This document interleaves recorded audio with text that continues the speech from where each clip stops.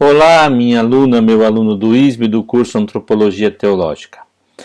Vamos adiantar o nosso curso, vamos dar mais um passo na construção da nossa compreensão do homem desde a visão de Deus, daquilo que ele nos revela no seu amor, considerando isso uma graça e humildemente acolhendo. Pedindo à Virgem Maria, ao anjo da guarda, São José, São Boaventura e ao nosso santo de carinho, de amizade, que nos ajude neste trabalho. Glória ao Pai, ao Filho e ao Espírito Santo, como era no princípio, agora e sempre. Amém. Estudando o documento, continuando a estudar o documento da Comissão Teológica Internacional, não é? Comunhão e serviço, a pessoa humana criada à imagem de Deus. Nós já estudamos o capítulo 1, a pessoa humana criada à imagem de Deus, na Escritura, na tradição, Vaticano II e atualidade. E estamos no segundo capítulo. Já estudamos o tema do corpo e alma, homem e mulher. E hoje vamos tentar finalizar os temas que são concernentes, sabendo que ainda falta-nos um capítulo. Considerando também que nós temos o nosso limite de aulas, o limite de conteúdo a ser apresentado. Então vamos estudar o primeiro ponto hoje, pessoa e comunidade. Lá no número 40 do documento, você já tem no meu guia de estudo que eu fiz questão de sublinhar aquilo que me parece importante. A introdução é: as pessoas criadas à imagem de Deus são seres corpóreos cuja identidade masculina ou feminina os destina a um tipo de especial de comunhão com uns com os outros. E aqui eu queria ler o número 41 com vocês, porque me parece muito bonito. Quando se fala de pessoa, quer-se fazer referência tanto à irredutível identidade, olha que bonito, aqui irredutível interioridade e identidade. Então aqui são temas que nós nunca vamos poder esquecer, que constituem o indivíduo particular, como também a relação fundamental com os outros. E aqui, mais um ponto do 41, na perspectiva cristã, vem comigo, esta identidade pessoal, que é também uma orientação para o outro, ok? Se fundamenta essencialmente sobre a trindade das pessoas divinas. Aqui volto a sublinhar. Mas o Deus cristão não é um Deus solitário. Sublinho de novo aqui. Mas uma comunhão entre três pessoas. E aqui eu vou sublinhar para os senhores e senhoras dimensão trinitária. Eu acho que deixa eu falar uma coisinha, peraí, vem comigo aqui, lindinhos e lindinhas. João Paulo II, quando veio aqui, acho que eu já falei isso no Encontro Mundial da Juventude de 97, falou: se você quer entender uma família, uma comunhão de pessoas, olha para a Trindade. E se que você quer compreender a Trindade, olha para uma família que se ama. Fechou. Fantástico. Vamos lá. Então, desse ponto de vista, nós já temos o ponto de tudo. Constituído pela sua natureza, a dimensão trinitária, de novo aqui,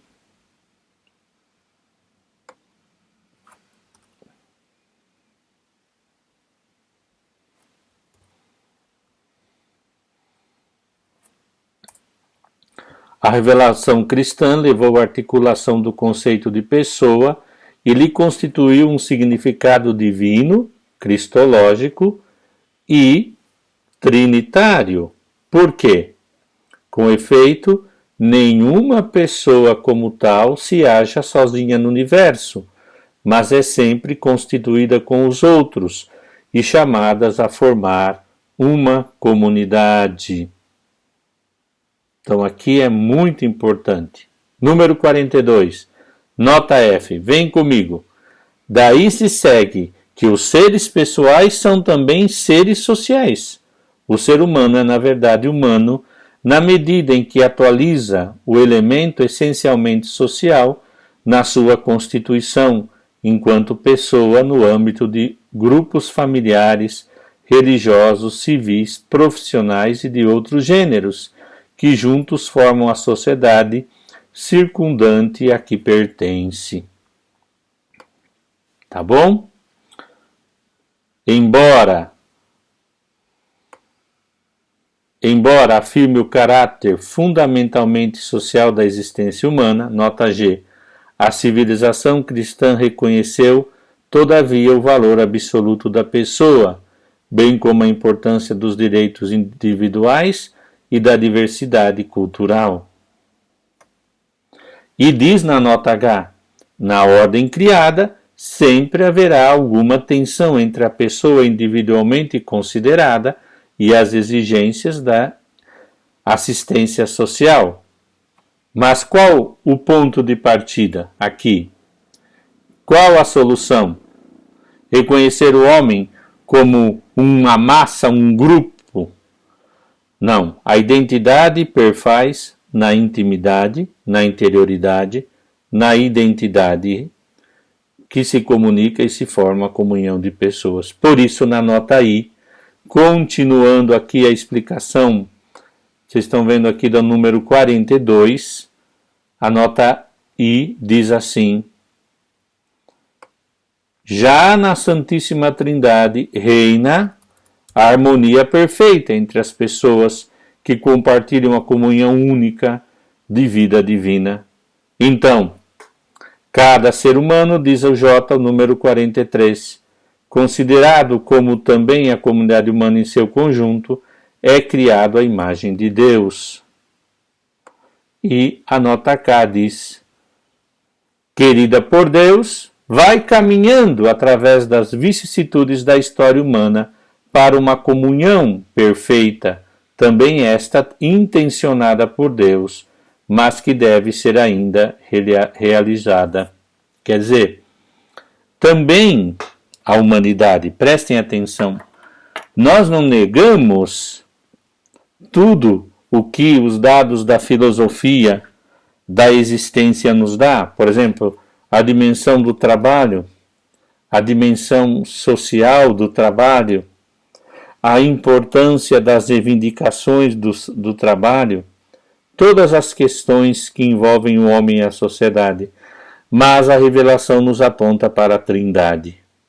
E dentro disso, para o homem crescer neste mistério de comunhão, de amor, mesmo que ele não conheça, isso se faz lentamente no caminho da história. E diz na nota IL, esta unidade da família humana deve ser ainda realizada escatologicamente. E aí apresenta a dimensão cristológica, a igreja como sacramento de salvação, tema que nós já estudamos também um pouquinho no curso de Teologia das Religiões, aqueles que fazem comigo, que a igreja é a semente do reino, é a presença do reino de Deus para construir a nova civilização do amor. E que há então na dimensão social do homem uma dimensão escatológica. Então aqui nós temos o primeiro ponto. Não reduz o homem a uma massa social, mas o homem, pela sua realidade, a imagem e semelhança de Deus, é tendente à comunhão, à associação. É muito perigoso aquilo que o Papa fala para tomar cuidado na nossa querida encíclica Fratelli Tutti. Uma coisa é a amizade social, outra coisa é fazer uma organização, um fechamento, um consórcio em grupos, né? A igreja não se presta a isso, a igreja se comunica amor. Ponto 3, pecado e salvação. Aí é um ponto que nos faz pensar. Por quê? Diz assim o número 44, outro item do capítulo 2.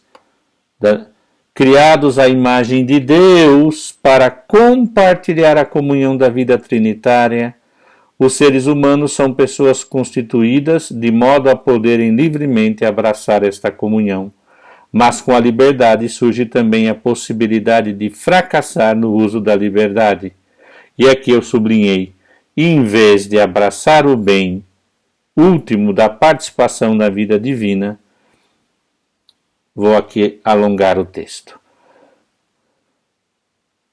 As pessoas humanas podem afastar-se para gozarem dos bens transitórios ou até somente imaginários. O pecado é justamente este fracasso da liberdade, o voltar as costas ao divino convite à comunhão. Número 45. Na perspectiva da Imago Dei, que na sua estrutura ontológica é essencialmente dialógica ou relacional, o pecado, como ruptura da relação com Deus, desfigura a imagem de Deus. E aqui, amadas e amados, o item C, que é a continuação do número 45, que eu separei para estudar, diz assim: o pecado afeta igualmente a existência física do ser humano. É um ponto que nós nunca podemos esquecer na análise, né? Provocando sofrimentos, enfermidades e morte.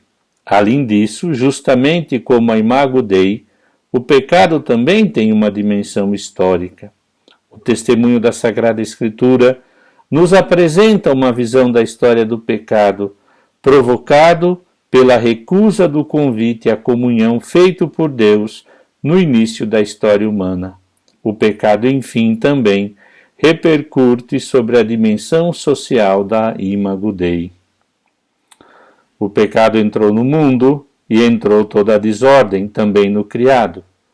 E a nota D, o número 46, dizem: os exegetas católicos hoje, e protestantes estão atualmente de acordo quanto ao fato de que a imagem de Deus, a Imago Dei, não pode ser totalmente destruída pelo pecado, pois define a estrutura toda da natureza humana. Por seu lado, a tradição católica sempre insistiu em que, enquanto Imago Dei pode ser desfigurada ou deformada, não pode, porém, ser destruída pelo pecado. Aqui é outro ponto. Mesmo que hoje há um consenso, ao menos com os teólogos luteranos, de que a imagem de Deus ficou desfigurada, não destruída, a antropologia ainda protestante é pessimista. Por isso que é sempre importante entender. Muito embora, como diz o documento, não encontraremos um teólogo de grande porte, uma teóloga de grande estudo, que vai discordar da nossa visão. Não, nós somos otimistas, ficou ferida, mas a graça de Deus cura, tá bom? Cura esta ferida, essa desfiguração, tá bom? E aí, continuamos. A estrutura dialógica ou relacional da imagem de Deus não pode ser perdida, mas, sobre o império do pecado, acaba sendo comprometida a orientação para a sua realização cristológica. Quer dizer, Gaudium et Spes 22, somente o homem, o Deus e homem Jesus Cristo revela ao homem o próprio homem, né? Essa orientação fica ferida, fica prejudicada, certo? E aqui diz: a este propósito, como argumentaram muitos padres da Igreja em resposta ao gnosticismo e ao maniqueísmo, a liberdade, que como tal define o que é que significa ser humano e é fundamental para a estrutura ontológica do Imago Dei. E a nota F eu queria ler com vocês. Enfim, Em contraposição ao conceito total da corrupção da imago Dei por causa do pecado, a tradição católica insiste em que a graça e a salvação seriam ilusórias se não conseguissem transformar a realidade existente, por mais pecaminosa que fosse, da natureza humana. Tá certo? Então aqui nós temos uma visão maravilhosa. O pecado dificultou essa orientação para Cristo, mas a graça pode refazer. Por isso que eu coloquei aqui em verde, número 47. A salvação comporta, então, a restauração da imagem de Deus por Cristo, imagem perfeita do Pai. E aí tem um mistério que nós celebramos, que é paixão, morte e ressurreição.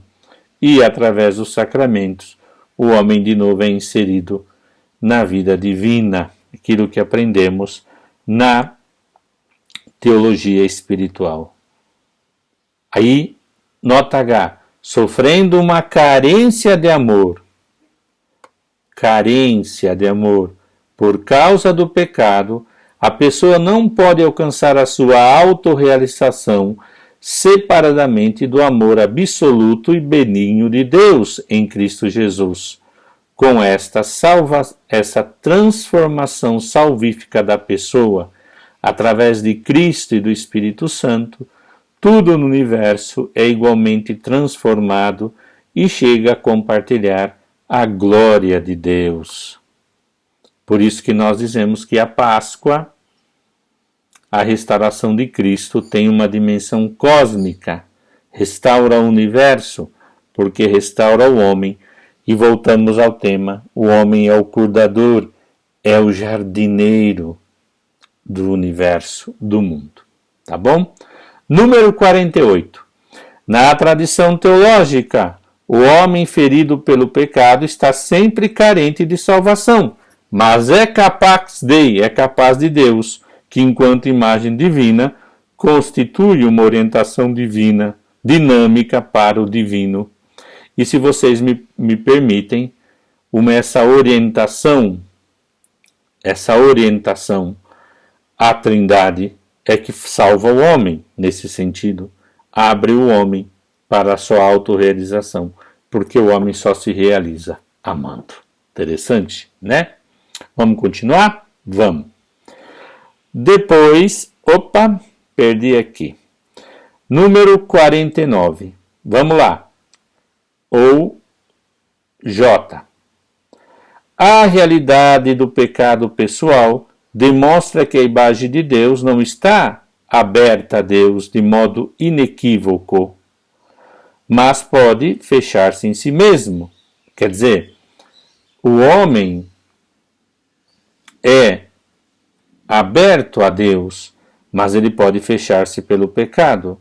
Por isso, a nota K diz que a salvação supõe que a pessoa seja libertada desta autoglorificação mediante a cruz.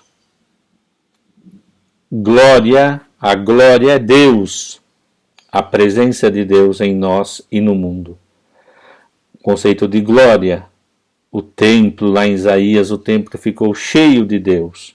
Nesse sentido, nós entendemos glória, a glória de Deus que enche o universo, mas quando o homem se gloria de si mesmo, volta de si mesmo, ele que era capaz de Deus, de conter a Deus, de experimentar a Deus seu amor, se autoglorifica. Então, a salvação consiste mediante a cruz, o processo de cristificação, como querem dizer alguns teólogos. Tá bom? Vamos continuar? E eu vou ler então. A salvação supõe que a pessoa seja libertada desta autoglorificação mediante a cruz. Nota K, né? Vai lá comigo. O mistério pascal, originariamente constituído pela paixão, morte e ressurreição de Cristo, faz com que toda pessoa possa participar da morte ao pecado que conduz à vida em Cristo. A cruz significa não a destruição do humano, mas a passagem que conduz à vida nova. E os efeitos da salvação estão na nota 50. Os efeitos da salvação para a pessoa criada à imagem de Deus são obtidos através da graça, Cristo, novo Adão, que é cabeça de uma nova humanidade. E número 51, já quase terminando o tema do pecado. O ser humano é então libertado do pecado e da lei, do sofrimento e da morte.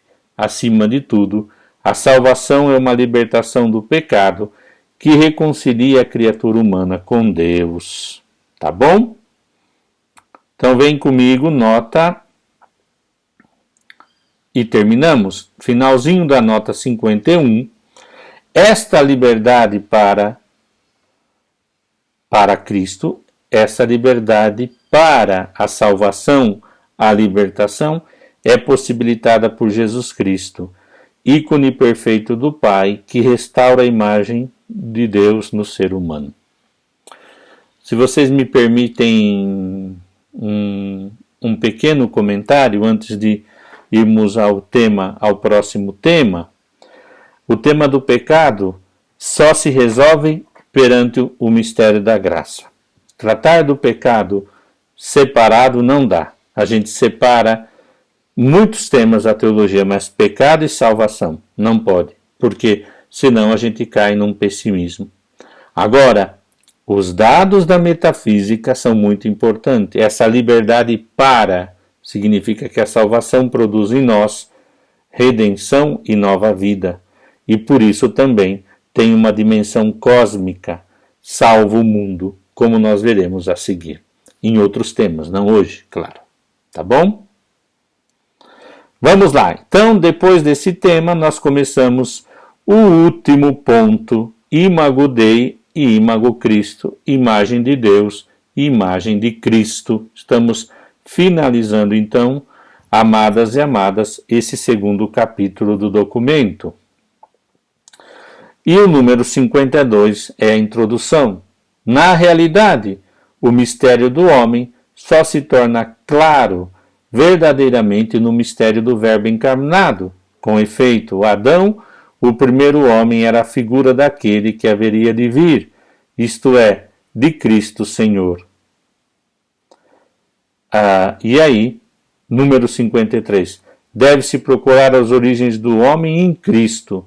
Foi criado por ele, em vista dele, o Verbo, a vida. Eu vou passar um pouco mais veloz, porque nós já estudamos muito isso. Mas o que significa a nota C, que é uma continuação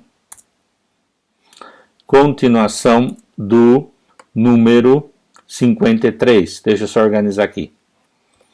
53. Então vai. Diz lá. Mas o que significa? A nota C precisa ser estudada um pouquinho, com maior carinho, porque é uma pergunta. Mas o que significa ser criado à imagem de Deus? Isto nos é plenamente revelado só na imagem de Cristo. Nele, Cristo, encontramos a total reciprocidade. Vamos lá. Total reciprocidade. Vocês acharam aí? Nota C? Sim, lá do final, página 6. Total reciprocidade do Pai, que deveria caracterizar a nossa própria existência. A abertura ao outro e uma atitude de serviço. Olha que profundo isso, vou até grifar aqui. A abertura ao outro em uma atitude de serviço que deveria caracterizar as relações com os nossos irmãos e nossas irmãs em Cristo, e a misericórdia e o amor pelo outro que Cristo, enquanto imagem do Pai, mostra para conosco. Então, o que significa então ser imagem de Deus? Significa olhar para Cristo e compreender que o que Ele nos ensinou é o que nós devemos viver, não por obrigação, mas por dimensão escatológica do que seremos, mas existencial do que é viver, que é amar e doar-se. Tá bom? Precisamente, nota 54, nota D.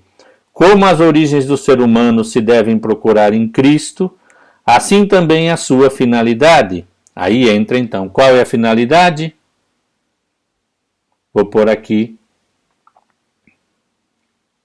comentário. Finalidade: amar e servir ao outro. Aqui entra muito esse ponto, tá? Então, como todas as coisas foram criadas por ele em vista dele, encontram nele a sua direção e seu destino. A vontade de Deus, que Cristo seja a plenitude do ser humano, deve encontrar uma realização escatológica. Por isso eu sublinhei aqui. O Espírito Santo levará ao bom termo a configuração última das pessoas humanas segundo Cristo na ressurreição dos mortos. Mas hoje os seres humanos participam dessa semelhança escatológica com Cristo aqui na Terra, no tempo e na história. E eu vou pôr aqui uma palavra técnica, aqui no resumo, no lado por participação. E eu vou explicar isso por que eu estou colocando.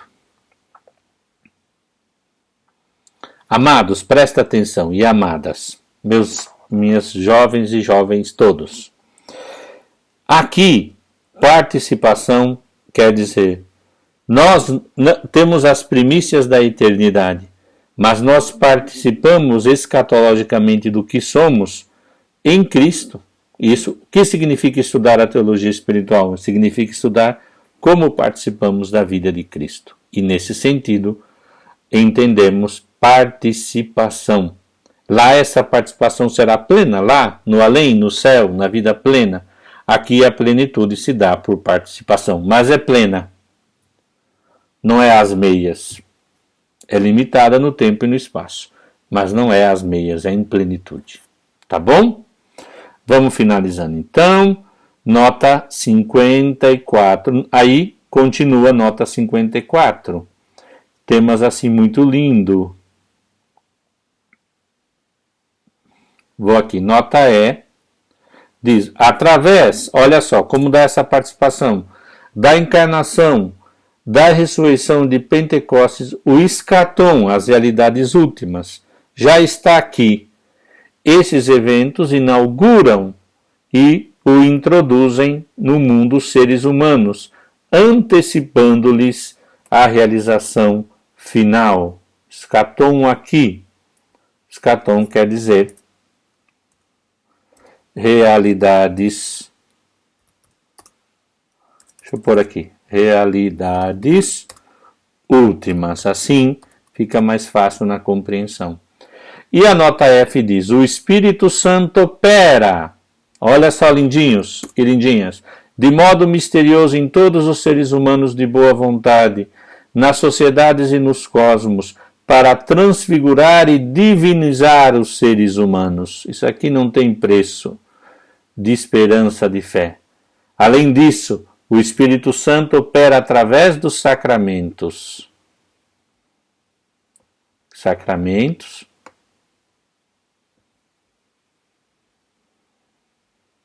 Sobretudo através da Eucaristia, que é antecipação. Aqui eu vou colocar aqui, olha só. Que é a antecipação do banquete celeste, a plenitude da comunhão no Pai, no Filho e no Espírito Santo. Aqui, que forma mais linda de falar da dimensão pneumatológica que o Espírito Santo faz através da Eucaristia pelo ministério ordenado. Nota G. Entre a origem do ser humano e o seu futuro absoluto, se encontra a atual situação existencial do gênero humano, cujo pleno sentido só há de encontrar em Cristo. E a nota H última diz: os seres humanos crescem na sua semelhança com Cristo e colaboram com o Espírito Santo, o qual, sobretudo através do sacramento, os molda à imagem de Cristo. Deste modo, a existência cotidiana do ser humano é definida como um esforço de sempre mais plena conformação. Há um esforço, uma colaboração com a graça? Há que sim. Procurando dedicar a própria vida ao combate para chegar à vitória final de Cristo neste mundo, para que Cristo fique presente no mundo. Só para terminar. Resumindo, se Jesus Cristo é a auto-Basileia, ele é o reino, como eu me configuro a Cristo?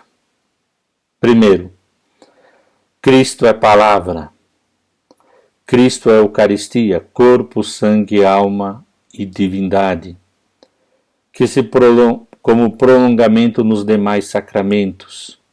São as presenças de Cristo, palavra, Eucaristia, sacramentos. Depois, igreja, onde 2 ou mais estiverem reunidos no meu nome, ali eu estarei. E depois, a caridade. Tudo o que fizerdes ao menor dos meus irmãos foi a mim que eu fizesse.